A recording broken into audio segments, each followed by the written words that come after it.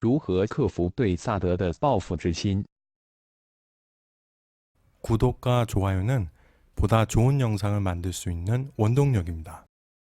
2019년 4월 24일 시진핑 중국 국가주석은 아베 일본 총리의 특사로 방중한 니카이 도시히로 자민당 간사장을 만나 6월 오사카에서 열리는 G20 정상회의에 참석하겠다는 뜻을 밝혔습니다. 회담 중 시진핑 주석은 니카이 간사장과 서로 대등한 위치에서 마주 앉는 자세로 회담을 했습니다. 그럼 중국이 한국을 대하는 태도는 어떨까요?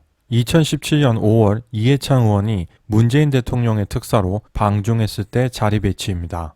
2018년 3월 정의용 국가안보실장이 문재인 대통령의 특사로 방중했을 때 자리 배치입니다. 한국이나 일본 모두 대등한 하나의 국가이며 각각 최고 권력자가 보낸 특사인데 왜 중국이 대하는 방식은 다른 걸까요? 왕이 외교부 부장은 2017년 문재인 대통령의 팔을 툭툭 치기까지 했는데 굳이 타국의 정상에게 그런 식으로 친근감을 표시할 필요는 없을 것 같습니다. 어떤 생각으로 그런 행동을 했는지는 모르지만 직장 생활을 10수년 하고 중국을 전문적으로 연구하고 있는 연구자로서의 저의 경험에 비추어 생각해보면 저런 행동은 교수가 학생에게 혹은 상사가 부하 직원을 격려할 때나 하는 행동이라는 생각이 듭니다. 국빈 방문이었음에도 공항에 차관보를 보내서 영접을 하는 걸 보니 한국이 북한 문제에 대해서 협조를 구하기 위해 머리를 숙일 수밖에 없을 것이라고 예상하고 계산된 행동을 하는 것 같습니다.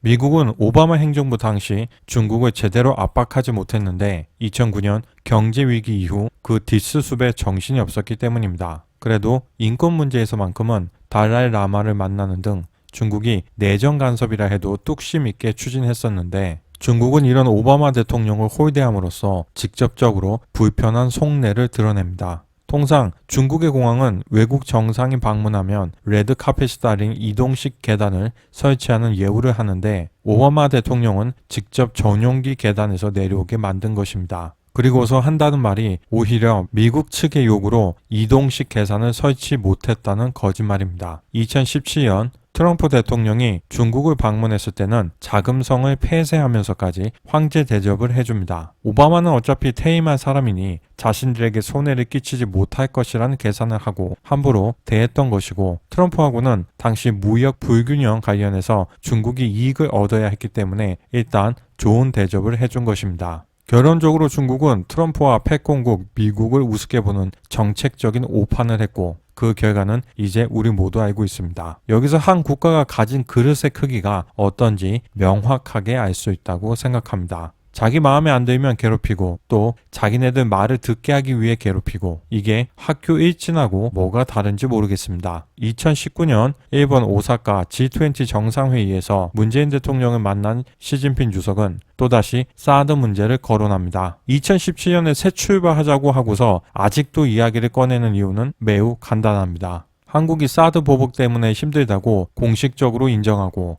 중국까지 찾아가서 읍소하는데 중국 입장에서는 당연히 이게 한국을 길들이는데 효과가 있구나. 이거 풀어주지 말고 계속 써먹으면서 한국을 최대한 조종해야겠다. 따로 힘도 안 들고 한국을 안절부절하게 만들 수 있는 좋은 카드구나 라고 생각하지 않겠습니까? 한국이 중국의 말을 들어준다고 해서 중국이 자신들의 이익을 포기하면서까지 절대 북한 관련 문제에 도움을 주지 않습니다. 자기네들도 미국 무서워서 도전을 안 한다면서 한국한테는 미국 말고 중국 편을 들라고 하는 건 정말 당황스럽습니다. 이제 어떻게 중국의 협박과 위협에 대응해야 하는지에 대해서 생각해 보겠습니다.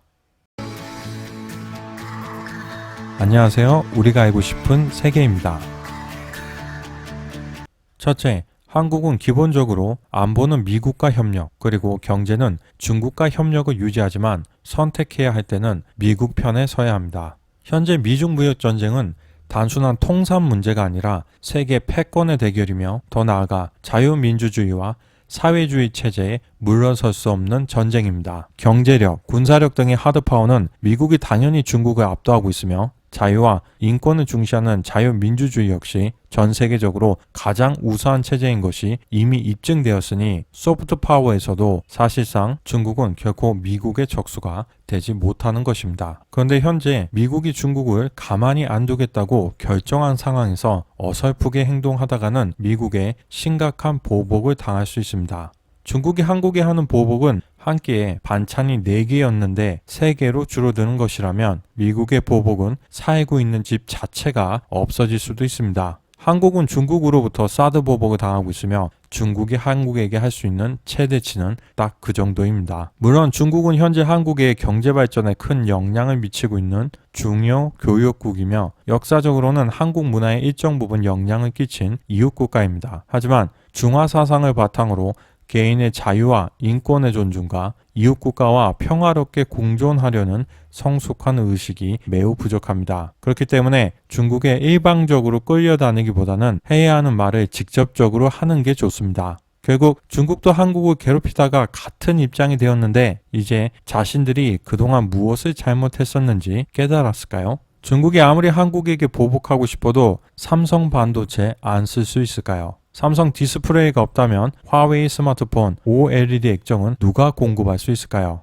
여러 산업에서 경합하고 있고 몇 년 안에 한국을 앞지를 수도 있지만 중국의 기술은 아직 한국에 미치지 못하고 있습니다. 하지만 미국은 확연히 다릅니다. 한국 역시 제품을 잘 만드는 것일 뿐이지 원천 기술과 생산 장비 부분에서는 아직도 많은 부분을 미국에게 의지하고 있습니다. 한국이 미국과의 동맹관계를 확실히 보여준다면 오히려 중국이 한국을 더 무시하지 못하고 조심하게 될 것입니다. 최근 중국과 러시아의 영공침공은 분명히 한미동맹의 약화된 부분을 찌르고 들어온 것입니다. 사드 보복 때와 같이 국론이 분열된다면 중국으로부터 더 강한 보복만 당할 뿐입니다. 둘째, 중국이 미국이라는 최강 상대와 싸워서 힘들 때 적극적으로 경제와 문화 방면에서 중국과의 교류를 강화해야 합니다. 그래서 지긋지긋한 사드 보복도 끝내고 중국의 한국이라는 브랜드를 고급스럽게 안착시켜야 합니다. 이는 일본이 매우 잘하고 있다고 생각합니다. 일본 입장에서는 미일 동맹이 손상가지 않는 정도에서 중국과 경제적으로 협력하는 것이 이익이며 중국 역시 거절할 이유가 없습니다. 중국의 사드 보복 이후 극심한 판매 부진을 겪고 있는 현대기아 자동차가 올해도 중국 공장을 절반만 가동할 수 있을 것으로 보입니다.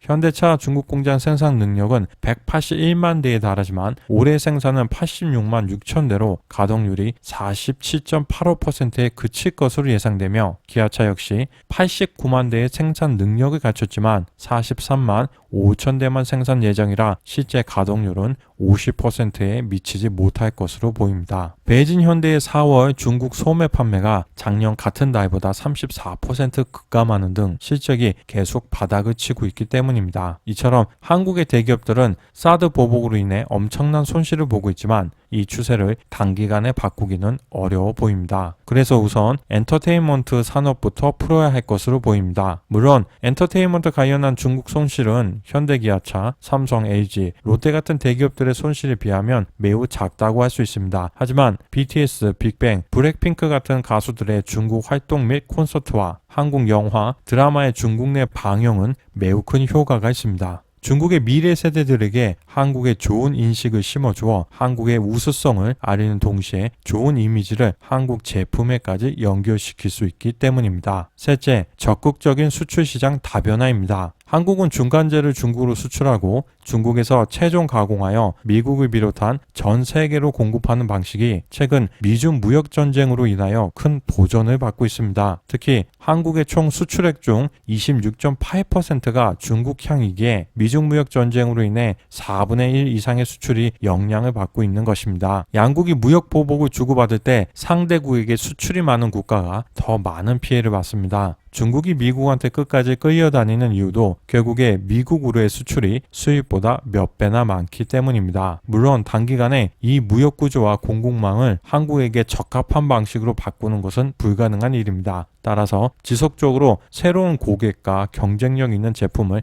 개발하는 노력을 해야 합니다. 어차피 중국의 임금은 이미 베트남의 2배 가까이로 상승했으며 불합리한 정치 보복이 판치는 국가에서 장기적인 사업은 적합하지 않습니다. 한국은 중국의 사드 보복이 어떤 산업에 집중되었는지 복기해 봐야 합니다. 엔터테인먼트, 단체 여행, 그리고 중국 내 소비, 즉 롯데하고 현대 기아차 위주였습니다. 하지만 IT 부품, 반도체, 석유화학, 디스플레이 등은 한국의 경쟁력이 더 우수하기에 보복을 하지 못하는 것입니다. 이처럼 중국인들은 철저하게 계산하고 행동하는 사람들입니다. 한국전쟁이 미국에 대항해서 조선을 지켜준 거라는데 솔직히 지금 한국하고 북한의 경제력과 삶의 질의 차이를 보면 과연 중국이 조선을 도와준 전쟁이 맞는 걸까요? 오히려 조선의 수천만 동포가 끔찍한 삶에서 살게 된 인류 역사상 가장 저주스러운 일인데 그 전쟁을 항미 원조라고 포장해서 인민들에게 세뇌시키고 있습니다. 한민족과 한족은 고조선, 고구려 발해 때까지 맞산대하던 사이였습니다. 조선이 유교를 받아들이면서 약해지고 중국을 상국으로 믿고만 있다가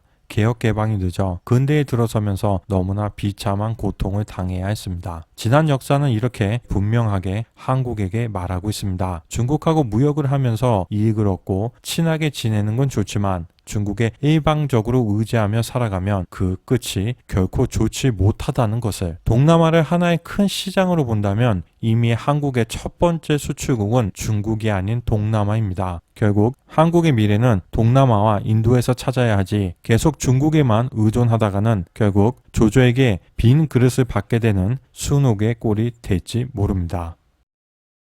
우리가 알고 싶은 세계, 오늘은 여기에서 마치겠습니다. 감사합니다.